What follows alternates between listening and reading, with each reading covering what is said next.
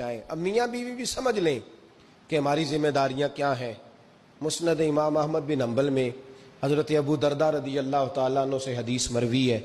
نبی کریم صلی اللہ علیہ وسلم کی بارگاہ میں ایک خاتون نے آ کے عرض کیا، یا رسول اللہ صلی اللہ علیہ وسلم مجھے بتلائیے خاوند کا حق کیا ہے. یہ جو حدیث سنانے لگا ہوں نا، یہ بیٹی کو سنانی ہے، جا کے یہ ٹیلی فون کر کے بہن کو سنانی ہے. صرف بیوی کو سنانے کی نہیں ہوتی یہ چیزیں.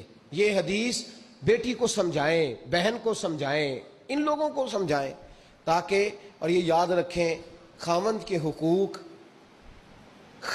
حقوق اگر بچی کے گھر والے اسے سکھائیں نا تو اس کی سمجھ میں جلدی آ جائیں گے، اور بیوی کے حقوق اگر خاوند کے گھر والے اس کو سمجھائیں تو اس کی سمجھ میں بات جلدی آئے گی. وہ خیر خواہ سمجھتے ہیں اپنے رشتہ داروں.